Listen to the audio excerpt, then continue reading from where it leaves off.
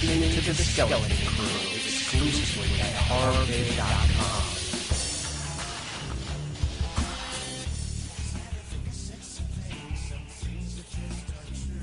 This is the Skeleton Crew, radio at its scariest. What's going on, Mikey? Sir, it's been one hell of a week. I don't know about you, but aside from watching Hellraiser Revelations, which we'll get to in a minute, I'm sure, I got a chance to check out Gremlins 1 and 2, which are coming to Blu-ray next week from Warner Brothers. I got exclusive advanced copies from Warner Brothers. Now, Dan, I know his week was just destroyed by our little Netflix assignment. From what I heard. Now, Dan, just save it, or do you want to get into it right away? What do you want to do? Oh my God! We're getting right into that, dude. I don't even know if I can. I gotta mentally prepare myself for that one. Yeah, the new Hellraiser flick. I mean, I'm all excited about Netflix, and then these assholes make me watch this piece of shit. We gotta watch everything. Listen, if you want to be an adequate horror radio show, you actually have to know something about horror movies. Correct. You have to watch them. Really? Good or bad, yes. Listen, this is not fun. This is a job. I have been led astray. I thought, okay, yeah. No, see, the thing is with this movie, you know, I didn't hate it, dude, but I just, can I be honest with you, straight up? No. I want you to think about my feelings. Good night. Yeah. No, I never liked the Hellraiser series, so this movie, I like watching horror movies, don't get me wrong, and I was actually in the mood to watch this when I did throw it on, but I tried 3 times making it through this whole movie, and I could not do it. It was horrible. I mean, really. I mean, come on, guys. Well, I mean, which one of you put me up to this? Fess up. That was me. But here's the thing. Let's break this down properly. The way we do. Okay. Let's start off with the obvious. Doug Bradley is not playing Hellraiser. He's not playing Pinhead this time. Right. Now, that's obviously the biggest faux pas of the movie. There's a couple others, but let's start with that. Now, a lot of people are not even willing to watch this, and a lot of people absolutely hated this movie before it even came out. I heard Mike was going on about how Hellraiser looks like a bad Party City costume. Or why do I keep saying Hellraiser? Jesus Christ. You mean Pinhead? Pinhead looks like a bad Party City costume. For $12.99 on discount rack. Now,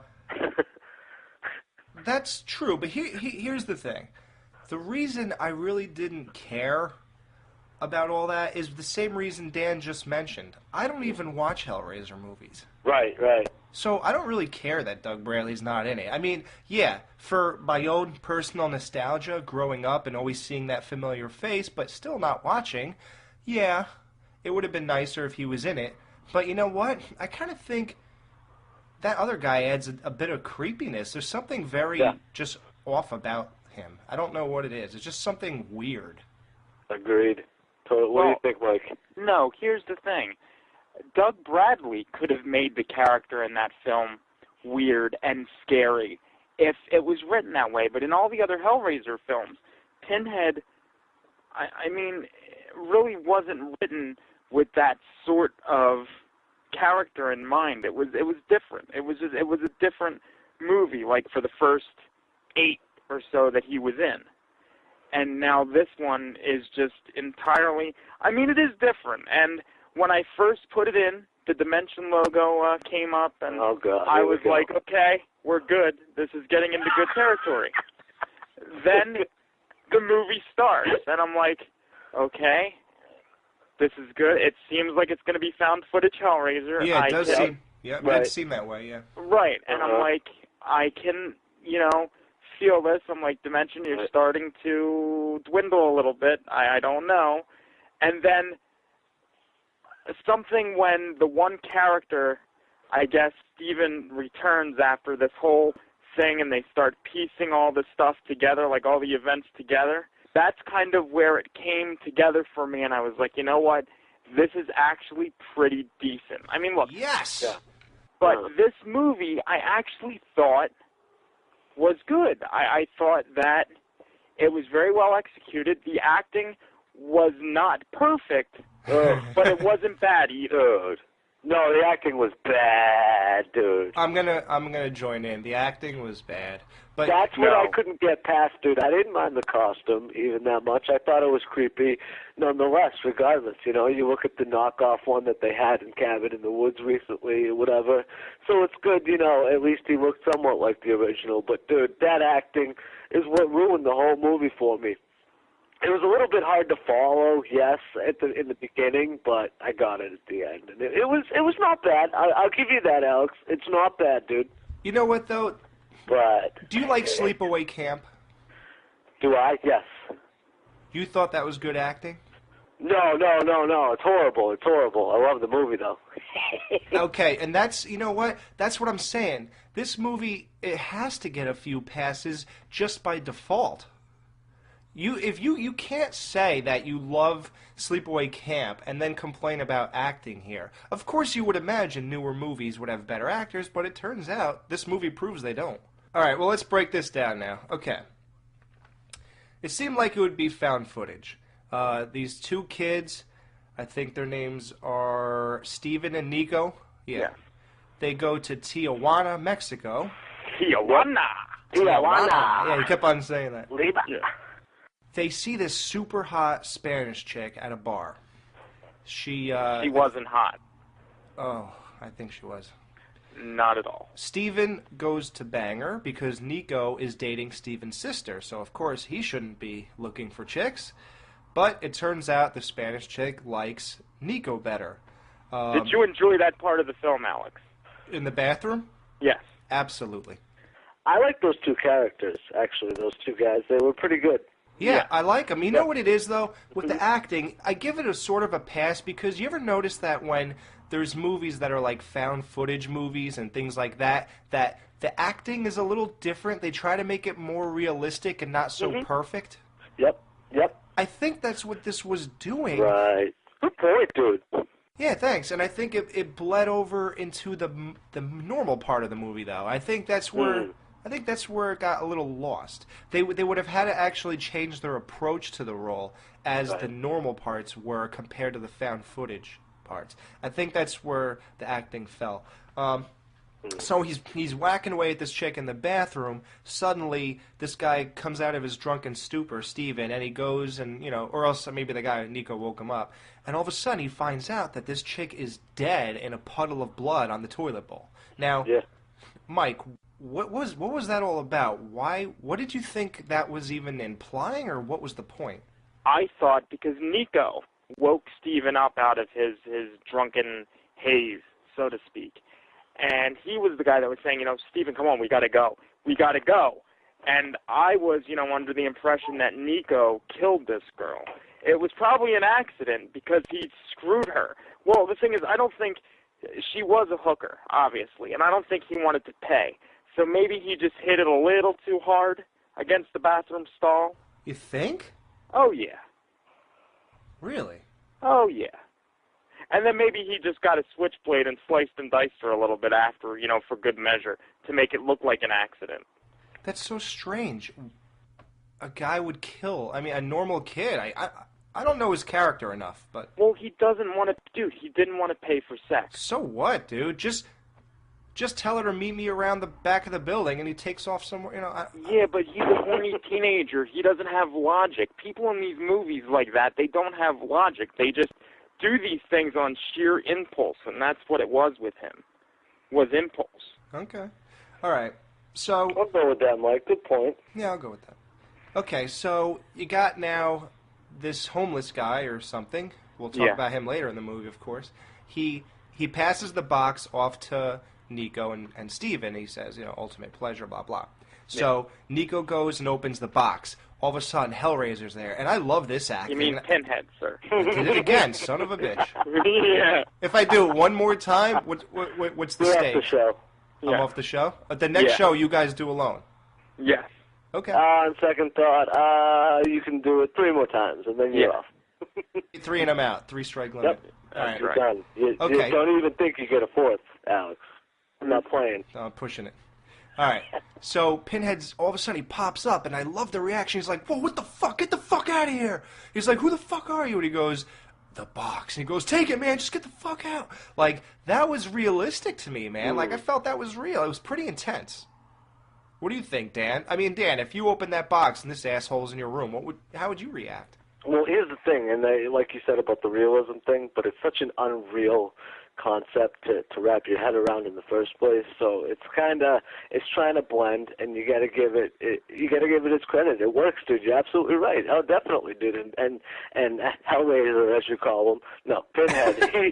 He's a great, scary character. I don't care what anybody says, and how he gets things done, but just to look at him and kind of his stone cold, demeanor and face, and just how he goes about his thing, it's great, dude. I've always thought he was creepy. I really think that this movie, for me, kind of paralleled the first and second film. Yes. For some reason. Yeah. It really did, especially with the character without the face that wanted the kills for the, to get the skin, to get the flesh. I really think that paralleled the first two films.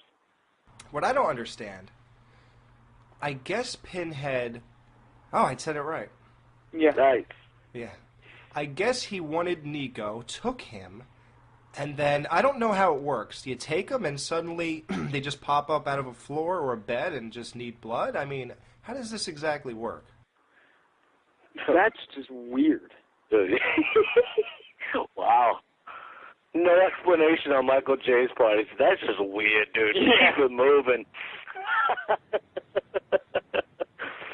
It's weird because it's the normal process, but we have no idea why. Right, exactly, dude. Exactly. All right, so now Steven has to kill people in order to give Nico blood. Now, you would think that they make the whole movie about that, like part one, but they actually don't. This is really lightly touched upon, which is good because it kept it moving faster, and I like fast-paced stuff. Yep. So it just kept moving. And yes, you have to do that, but let's keep going. So Steven's like getting hookers, killing them. Perfect boobs, by the way, on the hookers. The hookers, they were pretty hot. Their faces were not hot, but their bodies were all good. When are they ever, though, on hookers, so... Yeah, faces, that's why they're hookers. That's why they're not models or porn stars. Mm-hmm. Nico eventually, he realizes Steven is no longer willing to kill a bunch of people because when the baby was crying, Steven realized, look, this kid has a mother. I'm going to kill the mother for this jerk-off because he wants to come back to life. He stops doing it. So his best friend Nico just kills, or I don't know what he does, but takes Steven's skin. And now Steven is somehow locked into the hell world, if you will. He takes his skin and apparently all his muscle features in his face and his bone structure and his height and everything. And he just... Everything. It's just like a costume, I suppose, and he puts on Steven's entire look and then goes home. Yeah. So everybody thinks Steven is home and Nico is still missing. Meanwhile, it is Nico underneath the skin. Now, that stuff... I was able to get past it. I'll tell you the truth. I didn't put much thought into it. I'm putting it in now because I'm doing the show. Right. But as I'm watching it, I didn't really care. But I do wish it wasn't so perfect. I wish there was some, like, cuts or some showing us how it got on him or something. Right, but here's the thing. Yeah. You didn't know that right when Steven appeared. You thought that it was Steven. You didn't know that it was Nico until later, as the pieces of the puzzle came together. And I like that. Right. I mean, see, that's why you can get past it, I think, so easily. Because I didn't know it. That's true. Right. Because you didn't know it. You know it now, but you didn't know it then. And I thought that was really, a win part of the movie for me. Hey, do you think we should put spoilers in the title? Yeah, you definitely. Yes. Okay, good. Okay, perfect, because I think somebody might be pissed off right now. Yeah. So what do you think about the girl Emma? I know, Mike, go ahead, comment on her looks. And you know what, I don't usually enjoy blondes all that much, but Emma, for me, was amazing. Did you still think she was amazing when you realized she was willing to make out with her own brother? See, that's what kind of gave it away for me at that point, where I'm like, you know what, something's going on here. This can't really be Steven, because I'm like, you know what, they're not trying to go the incest angle. And that kind of made me think that, you know, there's something else here. There's something deeper here. Well, it turns out Russell Crowe is this guy's father. I mean, am I wrong? Does the guy look like him? Because honestly, I don't even know what Russell Crowe... He really does, dude. Good call. He does, Yeah, he right? does a little bit, definitely. Because I have a vague recollection of what that guy... I never watched one of it because he's a total asshole. I won't watch any of his movies, but... All right, so basically when Steven comes home, which is really Nico, which we already said, they say, we got to get an ambulance, we got to get people over here to help them. They go outside. Both their cars are missing, and that homeless guy who gave them the box is outside. So he starts, like, talking shit. The one guy who's drunk takes the gun. The friend of Steven's dad, Nico's dad, shoots the homeless guy, kills him. All of a sudden, the homeless guy gets up and carves this guy's freaking face off, and Steven's dad is just standing there watching while his friend gets his face carved off. Yeah.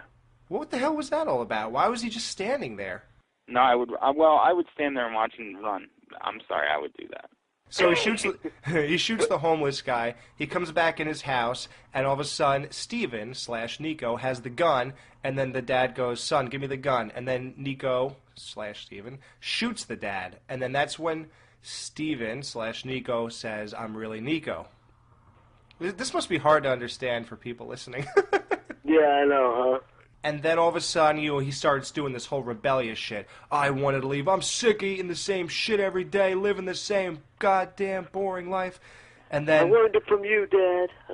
And then all of a sudden, we find out that Steven's dad was fucking Nico's mother. And that's why Nico was so pissed and shot him. And then he walks up to him and says, your daughter, my cock is the first she ever sucked. Like, I love that stuff when you get that fucking raunchy with the dad and just look at his reaction. Now, Dan, how many fathers have you said that to? Off the top of my head, none. Because you'd die. I'd be more scared of a dad like that fucking coming after me than Pinhead. Yeah, I've said it to about 5 or 6 different fathers. How about you, Mike? I believe it. I wonder what would happen if I said it to one. Yeah, because Mike can't get away that quick. Right. I'd be in trouble.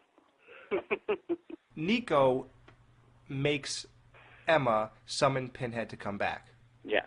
He comes Great back. plan. Yeah, and then he says, I'm going to trade Emma for myself so you could take her and leave me alone. And then Pinhead's like, it is not negotiable. He's shit out of luck. They start tearing him apart again. So all of a sudden, the dad shoots Nico, sparing him an eternity of suffering. I wouldn't have done that. What a guy. How did you feel like when Pinhead said that? Did you go, oh shit, that's true? And didn't you feel as dumb as the dad should feel for doing that? What, that the dad should feel dumb for shooting him? Yeah. Yeah, of course the dad should feel dumb for shooting him. Let the dude suffer. He deserved it. Right. Basically, there was a deficit of flesh, and Pinhead replaced Nico with Russell Crowe's wife. Right. What'd you think about that? Now, that was basically the end of the movie. Right. I didn't think this was a good ending. It was very abrupt. Yep. And basically, the dad, after seeing his wife be pulled away into the hell world, he dies in front of his daughter, and then she holds the box and looks in the camera, and, we all can assume whatever. Now, Mike, you liked the movie, so did I. What did you think of the ending, though? Was it abrupt? It was, but here's the thing. I figure what's going to happen now is she's going to open the box and she's going to go into the hell world because she wants the ultimate pleasure. But was that a satisfying enough, like, bam, damn, that was a good movie? Well, no, because I would assume that because I like I said, I assume that she is going for the gold in the hell world now. So that's all it took for you to say this was a good ending?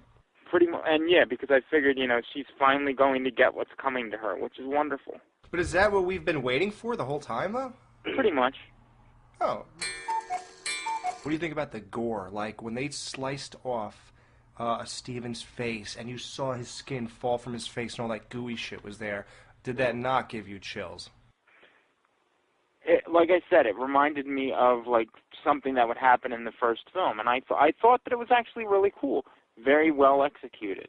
Yeah, and the other thing that gave me chills was when that pseudo Pinhead, remember, which was Steven, I guess. He had the nails in his head instead of pins, and they pressed like squares of flesh into him.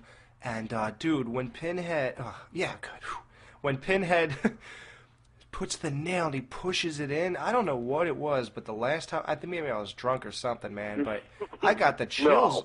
No. Can you believe that? I got the chills every time something like that happened. Right. Do you think this was a good movie though, because it exceeded your expectations of it? Like it was better than you thought it was going to be? Were you kind of going off that, or? Dude, I have the most bizarre list of favorite movies. Francis? Lost Boys 2, Hellraiser 4, Sleepaway Camp 2, Jason Part 8, Halloween 2, the remake, Ghoulies 2. Nice. I like shit that nobody likes. Yeah. Psycho 3 is my favorite horror movie ever. See, this, to me, dude, I don't know. See, your opinion is always very good, because when you and Mike start talking about this, it kind of gets me excited to see it again, to be perfectly honest with you, just because I kind of want to watch it again. That's how much I appreciate it. Now, even though if we disagree, it's like, I'll definitely look at what you guys were saying, and let's face it, you know, you can't go back on the acting. It's just horrible this way, that way, whatever way you look at it. But, you know, it makes me want to go back, and I think that's the whole point of doing these things, too. You go back and look, oh, okay, you know, I do like that. But, see, the thing is, wasn't the whole purpose for making this movie in the first place to keep the rights? To keep the rights to the franchise? So that alone is just kind of making it look like, oh, guys, we got to make this. So already expectations are very low. And then you give a pretty decent movie for what it was. You know, it's not like it's a big blockbuster by any means, but it was decent, you know. That's just my thoughts on it. The thing I don't like is that people, like, say this is, like, I think even, what's his name? Clive Barker. Didn't he say I wouldn't put my name on this pile of shit or something like that? Yeah, I was pretty glad. Yeah, it was pretty raunchy. Yeah, like... Yeah. Who is he to talk? Did he not make part 5 and 6 and 7 and 8? Actually, he didn't. He just had, his name was just on it, but he didn't. He doesn't have anything to do. See, here's the thing. He doesn't really have anything to do with any of the subsequent sequels. His name is just on them as like based on the characters created by. No, but didn't he say he don't want his name on this pile of shit? He's very good friends with Doug Bradley, though. So that could probably be a part of it, too. Now, does anyone know why Doug Bradley was not hired as Pinhead? Was it scheduling? Oh. I mean, is Doug Bradley really that busy? I did get a chance to speak with Doug Bradley a while back, and I can't remember exactly what he said, but I know that that issue was addressed, but I can't remember what he said. And I'm sorry, part 5 and 6 were the most unwatchable movies. I don't want to hear anything about this new movie. If you're a fan of those two... Yeah, but I liked them, and I also liked this one, so... Well, okay, but what I'm saying is, if you liked them, there's no way on earth you can't like this. Right. I mean, it's so much better. It's just beyond, maybe I'm just, like, nuts. I mean... No, you're right on that, Alex. You're totally right on that. How do you guys rate this movie? I'll start with Dan. 4? Really? Yeah, I give it a 4.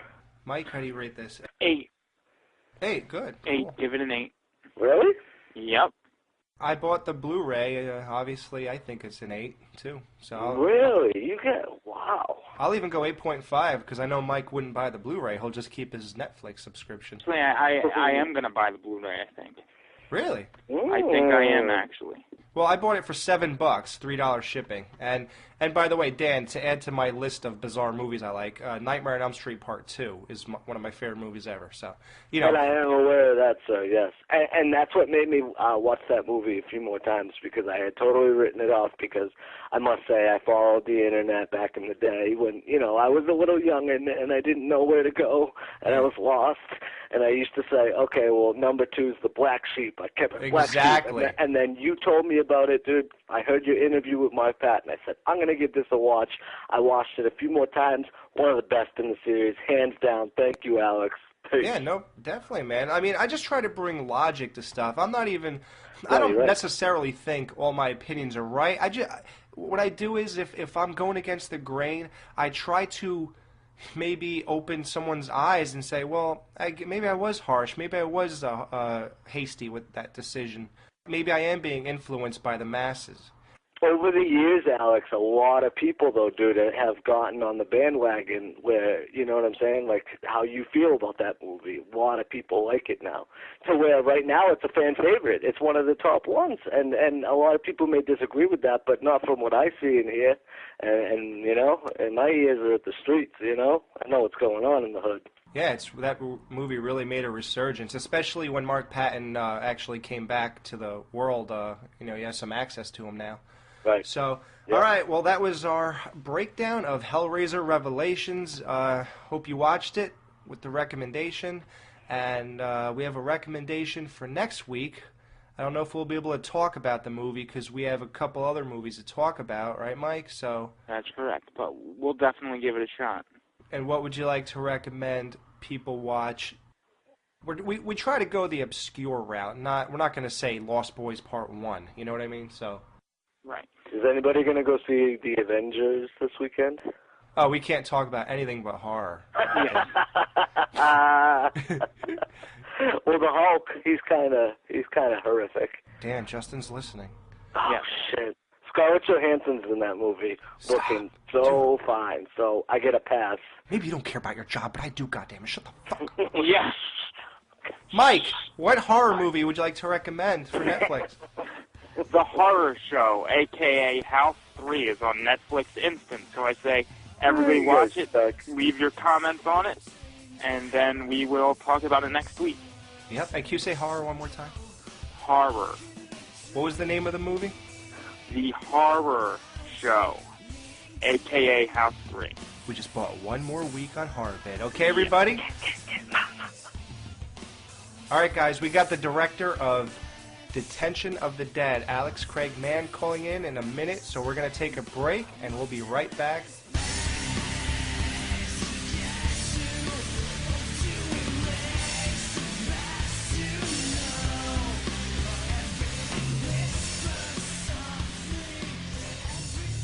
All right, boys and ghouls, we are joined this segment by director of Detention of the Dead, Alex Craig Mann. What's going on, brother? I'm doing well, guys. How are you? Good to have you on the show with us. Good to be here. Thank you. Now, I saw the trailer of this movie. This movie looks like a lot of fun. You got zombies, you got teenagers. They're all trapped in high school with the zombies. It looks really fun. Looks like good stuff. Can you tell us how this all started and fill everybody in on what the movie's all about? Well, it started as a play, actually, that I directed. We actually opened it Halloween 2009, and it was, I think you'd call it more leaning towards almost sketch comedy about five actors surrounded by zombies. And it was a lot of fun, and it did well. And then Rob Reno and I, fleshed out the story, developed it. For the screen, of course, you need more locations. In this play, it's only one room. And we really wanted to bring more of that Breakfast Club aspect to it. And I'm heavily influenced from my youth by John Hughes. And so the concept of bringing the storyline of the typical nerd who loves the hot cheerleader and then is also, but really should be with his best friend, the goth chick, and all the comedy that ensues around those sort of the 80s comedy films, and bringing horror to that. So you have those 5 or 6 teenagers surrounded by zombies, and with a really strong story at its base that is very reminiscent of the films of my youth, of John Hughes and Breakfast Club, Some Kind of Wonderful, Pretty in Pink, like that. Right, cool. If you were to compare this movie to, say, Evil Dead, in terms of the ratio of comedy and horror, like how would you compare it? There's definitely some scares. It's fun to watch the audience because, as a director, you get so close to the material. Then when finally I've had a few little test screenings, it's fun to see how people really react. And there are several moments where people jump. I'd say mostly it leans towards campy comedy. I like that you referenced Evil Dead. That is something that's one of my favorites, and I certainly reached for elements of that kind of a genre. But also, I would have to say it's more Breakfast Club meets Shaun of the Dead, in the way that they brought comedy and also the real relationships at the same time. You know, a few moments of horror to the film. This movie looked pretty big budget to me. Did you have a good budget on this? Thank you very much. But no, I'm glad it looked that way, though. The truth is, no, it was what you'd call a lower budget film. But I was surrounded by some exceptional talent, from my producer, Brooke Anderson, to my cinematographer, Noah Rosenthal, to that incredible cast that you see of really quite impressive up-and-coming stars. So all in all, the quality of the film, the production value of the film, really, from a group effort, we elevated it beyond its budget. So, I mean, that's a huge compliment, and I thank you for that. But no, fairly low budget. You did a great job. You know, as John Carpenter did with Halloween, you somehow found the secret. Well, that's great company to be in. Thank you. Yes. Now, how long does something like this take to be rewritten for film? Well, the play was written by Rob Reno, and then we were developing and writing the script for the next, I guess from the time the play closed, you could say, let's say, at the beginning of January 2010. And there was a development of the story between me and Rob, and then me as an editor, and doing a lot of rewrites on the script right up until literally the week before I said action. So you could say almost a solid 18 or 19 months of writing, developing, rewriting, right up until, about 10 days before I started shooting just a small little story. Our co-producer, Rick Johnson, who has a huge background as an assistant director, was breaking down the script, and he says to me, "Alex, I love you, but the current script as it is, you can't shoot this in 20 days. You can't. What he would say is that it's dense and daunting. You cannot do it." To which we would all be like, "Well, wait a second. What if we do this? What if we do this?" And he'd say, "Alex, I love you. You're a great guy, talented. You can't do it. You can't do it." And I immediately, literally in the days before saying action in pre-production, with all the pre-production meetings and the actors there and beginning to do some rehearsing and everything else underway, I was cutting 10, 12 pages and rewriting to fill in those holes and changing things based on time and budget restrictions and location restrictions. Because, I don't want to ramble too long, but let's just say there are a lot of obstacles. For example, my first location burned down. Oh, wow. 3 weeks before saying action.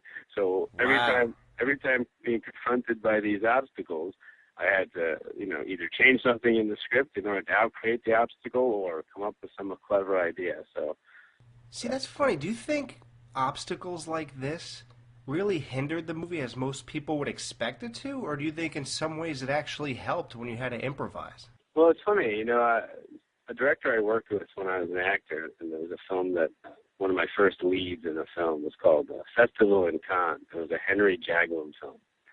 And one of the expressions that he would use that taught me a valuable lesson was that the absence of limitations is the enemy of art. Right.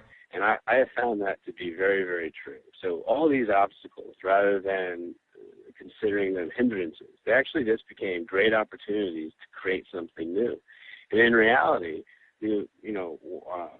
I believe we actually made it better. Wow. And I would say that this film, as shot, it only got better and has a greater depth than it would have had otherwise, because I had stunts and interesting things, either a comedic bit or something. I was forced to say, all right, what do I really need here for the story? And the dialogue is a little bit easier to shoot than a stunt. Right. And let's really bear down and really give some depth to these characters. Let's really bear down and say, what is this story? And so consequently, you have a teen zombie, quote-unquote teen zombie campy comedy film but has a real story, and that's one of the things I'm very proud of. I think you can see this film, and people are enjoying it, not just our target demographic, but I've got 50 and 60 and 70-year-olds, my parents, who you would never think would enjoy this, are laughing the whole way through, and they're interested because the characters are well-formed and the story has depth and detail. Yeah, I'm glad that really turned out good for you, and I'm really interested to see how these kids become zombies to begin with. Like, like the whole. I want to see what happens here. So do you have a distribution deal?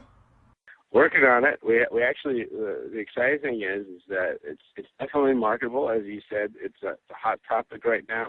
It's well done, as you said. The production value is very nice, and so we already have interest, and we're talking to them, and we're in the process of hiring some really good sales reps, and that will be soon. We will be able to announce a distribution deal, I think, in the near future.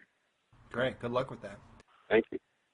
Speaking of the zombie aspect only, who would you say really influenced your style? Would it be more Romero or like someone like Dan O'Bannon with Return of the Living Dead, who created like a more party fun? When I think of this movie, I think more Dan O'Bannon. I hear what you're saying, and I tell you what, Dan Phillips, who was our practical effects guy, he said, "What do you want to do with your zombies?" And it was a great question. I said, what do I want to use as my concepts for my zombies? Not just in the way they move, but how do they look? Right. And I'll tell you what I did is I hope this doesn't gross anybody out, but you could go right now, you could Google the brown recluse spider, and you could see what a bite from a brown recluse spider does to the human body, and it's gross. I will look that it's up. Really, well, but be ready, and if people listening go look it up, just be ready, okay? Right. It's pretty intense. It's scary, honestly, and we have brown recluses out here in California. I know people who have been, and it eats the skin, and so that's where we began. And so we tried to come up. I don't know that you'll know that looking at my zombies exactly, but I think the other part of it that informs it is not just the brown recluse concept, but also the fact that I choose a brighter color palette because I wanted it to be a comedy or a teen romantic comedy that happens to also have zombies in it. Right. And then when you do get a chance to see the film, you'll see how it evolves more towards the horror color tones. But those two things is how I would say I created my zombies, but influenced by all of the people. Obviously I stand on the shoulder of giants. Right. Yeah. And I read you have plans to premiere this movie at a film festival this month? Our world premiere is this Friday, in fact, at the Newport Beach Film Festival, and then we are screening at the Marché du Film in Cannes, but that's more about business. Technically we're not in the Cannes Film Festival. We are there selling the film, but technically our world premiere is this Friday at the Newport Beach Film Festival, 6 p.m. April 27th at 6 p.m. this Friday. Great. Good. Best of luck with this movie, man. I really, from what I saw, and I can't wait to see it, from the trailer, it looks exactly, I hung in there. Like, usually, sometimes we get trailers from people who want to do an interview or something, and I'm like, I don't know. But actually, I was really interested the whole time. It looked really good. I appreciate that. Thank you. I got a little piece of my soul, without a doubt, is in this film, so I'm glad you enjoyed it. Yeah, definitely. So, after this movie, what's next for you? Well, we shall see. A lot of one's career can hinder on how the first one does. I am developing and writing. One thing in particular that I really like is a modern-day Hercules story. And then, we're talking about what potential zombie kind of genre film we might do next, Rob and I. And then, my background is actually theater, so I've got some theater writers that I'm developing some of the screenplays with them. But I don't have this specific project yet. And honestly, after executive producing, writing, and directing my own feature, and I do know that is going to be part of my future, meaning, creating my own stuff. But I would just, it would be a dream come true to be hired to direct a film so that some of the business aspects of it I wouldn't have to deal with for a little while. Exactly. All right, man. Well, thanks so much for filling everybody in and coming on the show. And like I said, really looking forward to this movie. You know, best of luck. And when you we're going to post the trailer on the link to the show, and hopefully when you find out, let us know how people can get it, and we'll let everybody know about it. I will for sure, man. Thank you so much. Definitely. All right, Alex. Thanks a lot. All right, you two guys. Bye-bye. Have a good one. Take care. Detention of the Dead, everybody. Check out the trailer. See, that was a real fun interview, and like I said, that movie looks awesome. But, you know, guys, I got my own interview. Do you? Yeah, I have an exclusive. I actually ran into Arnold Schwarzenegger himself. No, you No didn't. way. Yeah. Really? I bumped into him. I had my little recorder on me. I stopped him, and he gave me the lowdown on Terminator 5. Wow. So it's not going to be CG Arnold? This is amazing. I can't wait to hear this one. Well, you'll see. You want to hear what he said? Do I? All right. Here is my interview when I caught up with Arnold Schwarzenegger earlier this week. Oh my God, is it really you? Arnold Schwarzenegger. Yeah, how are you, man? Hi. Nice to meet you. You too, man. Hey, do you have a minute to talk? No. Do you have a few seconds? Yeah. I do this radio show for Hardbid.com, Good. and I just want to ask you a couple questions. Yes. Are you going to star in Terminator 5? Yeah. Now, do you think that you're a little too old to be playing the Terminator? You want to fuck with me? No, sir. Please, don't. Fuck you. No, seriously. I didn't mean it like that, really. Dude, please, don't get mad. You're one of my favorite actors ever. Stop whining. Okay. I'm sorry. I just wanted to ask you, do you think some people think you're a little old for the role? No, this is not true. You think you could still play Terminator? Yeah. I just think that you're a lot older than you were when you did Terminator 1. Wrong. You're not? No. Okay. Look, did I piss you off, dude? Yes. I was just trying to talk real with you, man. What the hell were you thinking? I mean, I just didn't expect you to react like that. What the fuck did I do wrong? You just started acting like a jerk with me. Fuck you, asshole. Fuck you. Fuck you. Dude, you're coming off as a jerk. Bullshit. You are. Stop it! All right, fine. I don't play that game. All right. What do you think, I was setting you up to make you look bad? Yeah. Well, I'm not. Now tell me about when you cheated on your wife. This is all a lie. I was framed. I'm completely innocent. You're sure? No, this is not true. You're sure you never cheated on your wife? No. Okay. I just want to get more into this, but I'm kind of afraid, that. What are you afraid of? Well, I ate a lot, and you're kind of getting me nervous here. I feel like I'm going to throw up. But I hope you leave enough room for my fist, because I'm going to ram it into your stomach and break your goddamn spine! Dude, calm down. Please. You want to fuck with me? No, I really don't, okay? Can you please calm down? All right, now let's just try to talk rationally here. What do you get out of playing Terminator so much? Is it, really fulfilling to you? It's as satisfying to me as coming is, as having sex with a woman and coming. Alrighty then. So can you believe how much I am in heaven? I'm getting the feeling of coming in the gym, I'm getting the feeling of coming at home, I'm getting the feeling of coming. When you play Terminator over and over again, no matter how old you are? I get the same feeling, so I'm coming day and night. I mean, it's terrific, right? So, I'm in heaven. Okay.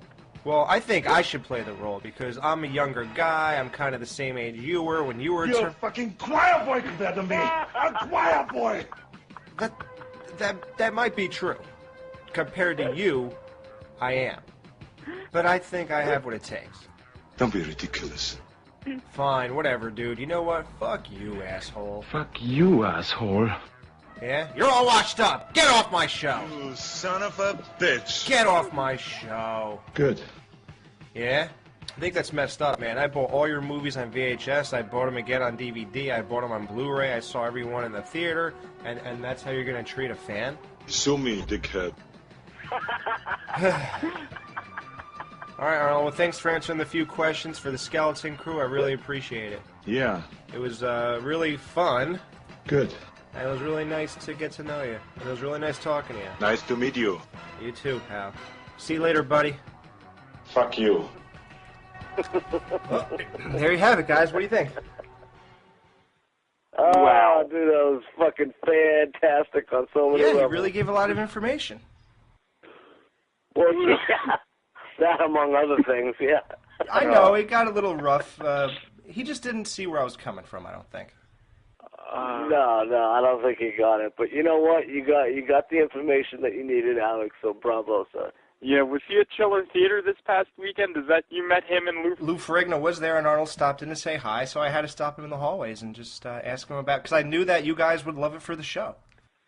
Very Oh, sweet. good. There you go. Thank you, sir. You do a lot for the show, Alex. That's You that's do. going above and beyond. Only the skeleton crew can... Fuck you, He called dickhead. me a dickhead. Yep.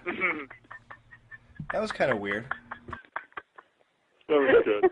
Well, let's get to some other news. Besides the fact that he's playing Terminator again because it's as satisfying to him as coming is, we have Madison County coming to DVD May 8th. Yes. That I've never watched the trailer, but I think it'll be good. Now, what about Hatchet 3? Daniel Harris is back. I'll see it. Of course you will. Obviously, I'm going to see this movie, definitely, even though those movies are just so cheesy. But yeah, of course. I absolutely hate Hatchet 2, but I always have to give the new stuff a chance. Speaking of new things, Poltergeist remake, Sam Raimi. Bad idea. Really bad idea. Dan? Now, do you think Raimi overall, Mike, has just gone downhill lately, or is that just a... They don't mix. Yeah, is it just have to do with him and Poltergeist? He's got to do an Evil Dead 4 and just forget about remaking Evil Dead with a female Ash and forget about Poltergeist. Just get back to what you're good at, Sam. Yeah. I agree. Silent Night, Deadly Night remake. McDowell, I will see it. McDowell. Actually, there's a lot of famous people. People from Shark Night 3D, Scream, Sleepy Hollow, Scott Pilgrim who versus cares the about World, them? Bloody McDowell's Valentine, Mother's Day, McDowell. Yes, okay. There you go. Yeah, dude. Yeah, I'm down. Daniel Harris is up to other things, such as her own movie, Hollow's Eve. The trailer looks pretty good. It's about a girl with her face half melted off, a lot of kids in a cornfield. How do you think this will go? Mike, I'll let you take this, of course. Well, Wait, you know what? I want an unbiased. Dan, what do you think? Oh, man, I don't know. I think, hey, props to her, man. She's doing a thing. She embraced the whole Scream Queen thing, so, you know, good for her. I haven't seen the trailer yet, but, you know, I heard she did another movie, so, you know, more power to her, man. She's great. Absolutely. You know, I love that kind of stuff. You know, people from within doing big things, and, you know, she ain't bad to look at. Nope. I love the H. Yes. All right. And we talked about Doug Bradley earlier. He was not cast for Hellraiser Revelations, but he was cast in Wrong Turn 5. Who cares? Who cares? Okay. Well, I saw part, I was sitting home one weekend, and they just, on some Spike TV or something, they played Wrong Turn 2 and 3. I sat through both Yeah. of them. The one with the Henry Rollins, that was pretty good. But the other That was 2. that was pretty good. But the other one was stupid. Okay, you got Lovely Molly. Have you guys seen the trailer for Lovely Molly? No, I haven't. Okay, I did. It looked pretty good. Really, I think this one's going for suspense. A really great scene where she's about to open a door and she keeps getting and you hear a voice inside, and it really, that suspense it was just awesome. I know. I have nothing to say. I wanted to get into something real quick too, Alex. Well, we don't have time, so we got last night. Just kidding. I'm just kidding. Yes, sir. I'm The kidding. Chernobyl Diaries. Have you guys seen the trailer for this That on TV? looks like shit. That's exactly what I'm saying, dude. It's rated R too, though, so they're going for something here. Who knows? It's probably just gory. Yeah, but here's my thing. They're in Chernobyl with radiation, without radiation suits on. If the killer or creatures or whatever the hell it is that's chasing them doesn't get them, the radiation will. We're cutting that out. Okay. For some bizarre, stupid reason, they're doing The Last Exorcism 2. Now, I'm sorry, after watching part 1, I wish that it really was The Last Exorcism. Why are they doing another one? Because who would be clamoring for another one? I mean, Obviously, this is just to make money. There's no artistic integrity here. The last movie was a huge build-up to nothing. The most shocking part in the movie was a girl sitting on top of a cabinet. When he entered the room, you hear all this noise. You wonder what she's doing. She's sitting on top of something. And then the next crazy thing is that she leans back and talks in different languages. Oh, my God. That is so amazing. In this day and age, wow. How can a 1970s movie be more shocking than 2010? I don't know, but it was. Well, there you have it. That was the horror bit headlines. Guys, great show, and yes, I did get that Arnold interview, but just remember, everybody, there is no I in win, and there's no M or E in team. Yeah. This is the Skeleton Crew, and we will be back next week with nothing in particular. Have a great night. Have a good one, guys. Yeah. Later.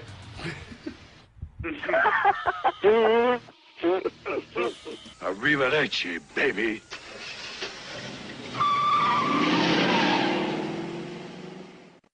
Why? What did you think that was even implying, or what was the point?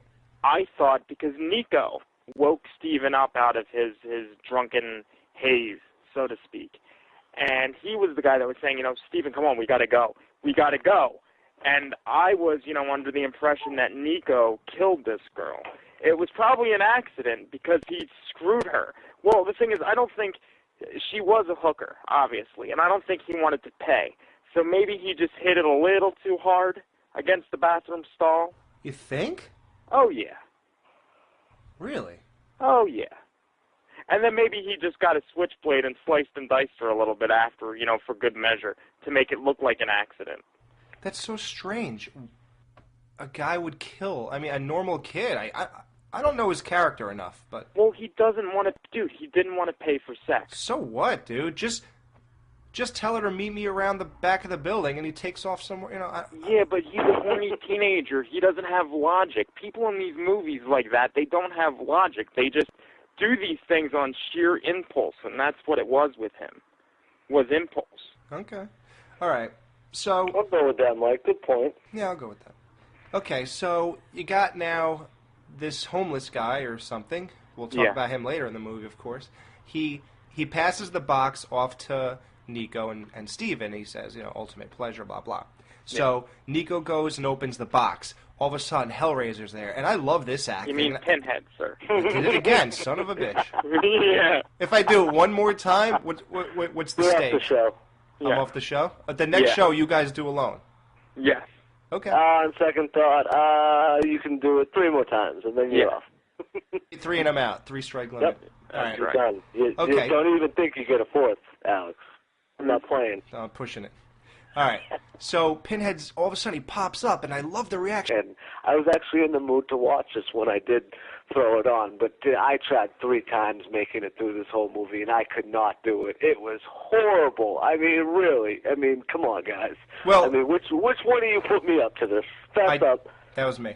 But here's the thing. Let's break this down properly. The way we do. Okay. Let's start off with the obvious. Doug Bradley is not playing Hellraiser. Hellraiser. He's not playing Pinhead this time. Right. Now, that's obviously the biggest faux pas of the movie. There's a couple others, but let's start with that. Now, a lot of people are not even willing to watch this, and a lot of people absolutely hated this movie before it even came out. I heard Mike was going on about how Hellraiser looks like a bad Party City costume. Or why do I keep saying Hellraiser? Jesus Christ. You mean Pinhead? Pinhead looks like a bad Party City costume. For $12.99 on discount rack. Now, that's true, but here's the thing. The reason I really didn't care about all that is the same reason Dan just mentioned. I don't even watch Hellraiser movies. Right. So I don't really care that Doug Bradley's not in it. For my own personal nostalgia, growing up and always seeing that familiar face, but still not watching, it would have been nicer if he was in it. But you know what? I kind of think that other guy adds a bit of creepiness. There's something very just off about him. I don't know what it is. It's just something weird. Agreed. So what do you think, Mike? No, here's the thing. Doug Bradley could have made the character in that film weird and scary if it was written that way. But in all the other Hellraiser films, Pinhead, I mean, really wasn't written with that sort of character in mind. It was different. It was a different movie, like for the first 8 or so that he was in. And now this one is just entirely, I mean, it is different. And when I first put it in, the Detention logo came up, and oh, God, I was like, okay, we're good. This is getting into good territory. Then the movie starts, and I'm like, okay, this is good. It seems like it's going to be found footage Hellraiser. Yeah, it does seem. Yeah, it right. did seem that way. Yeah. Right, and I'm like, I can, feel this. I'm like, Detention, you're starting to dwindle a little bit. I don't know. And then something when the one character, I guess, Steven returns after this whole thing and they start piecing all this stuff together, like all the events together, that's kind of where it came together for me, and I was like, you know what? This is actually pretty decent. I mean, look. Yes! Yeah. But this movie, I actually thought was good. I thought that it was very well executed. The acting was not perfect, but it wasn't bad either. Dude. No, the acting was bad, dude. I'm gonna join in. The acting was bad, but that's what I couldn't get past, dude. I didn't mind the costume even that much. I thought it was creepy, nonetheless. Regardless, you look at the knockoff one that they had in Cabin in the Woods recently, or whatever. So it's good, at least he looked somewhat like the original. But dude, that acting is what ruined the whole movie for me. It was a little bit hard to follow, yes, in the beginning, but I got it at the end, and it was not bad. I'll give you that, Alex. It's not bad, dude. You know what though? But do you like Sleepaway Camp? Do I? Yes. You thought that was good acting? No. It's horrible. It's horrible. I love the movie though. Okay, and that's what? That's what I'm saying.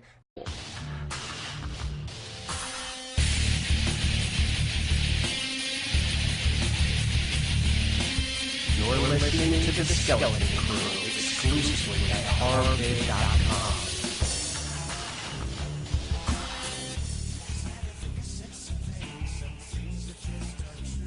This is the Skeleton Crew, radio at its scariest. What's going on, Mikey? Sir, it's been one hell of a week. I don't know about you, but aside from watching Hellraiser Revelations, which we'll get to in a minute, I'm sure, I got a chance to check out Gremlins 1 and 2, which are coming to Blu-ray next week from Warner Brothers. I got exclusive advanced copies from Warner Brothers. Now, Dan, I know his week was just destroyed by our little Netflix assignment. From what I heard. Now, Dan, just save it, or do you want to get into it right away? What do you want to do? Oh my God! We're getting right into that, dude. I don't even know if I can. I gotta mentally prepare myself for that one. Yeah, the new Hellraiser flick. I mean, I'm all excited about Netflix, and then these assholes make me watch this piece of shit. You gotta watch everything. Listen, if you want to be an adequate horror radio show, you actually have to know something about horror movies. Correct. You have to watch them. Really? Good or bad, yes. Listen, this is not fun. This is a job. I have been led astray. I thought, okay, yeah. No, see, the thing is with this movie, I didn't hate it, dude, but I just, can I be honest with you, straight up? No. I want you to think about my feelings. Good night. Yeah. No, I never liked the Hellraiser series, so this movie, I like watching horror movies, don't get me wrong. This movie, it has to get a few passes just by default. You can't say that you love Sleepaway Camp and then complain about acting here. Of course you would imagine newer movies would have better actors, but it turns out this movie proves they don't. Alright, well let's break this down now. Okay. It seemed like it would be found footage. These two kids, I think their names are Steven and Nico. Yeah. They go to Tijuana, Mexico. Tijuana. Yeah, he kept on saying that. Yeah. They see this super hot Spanish chick at a bar. She wasn't hot.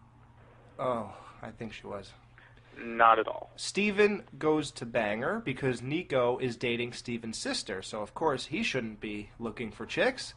But it turns out the Spanish chick likes Nico better. Did you enjoy that part of the film, Alex? In the bathroom? Yes. Absolutely. I like those two characters, actually, those two guys. They were pretty good. Yeah, I like them. You know what it is, though? With the acting, I give it a sort of a pass because you ever notice that when there's movies that are like found footage movies and things like that, that the acting is a little different. They try to make it more realistic and not so perfect. Yep.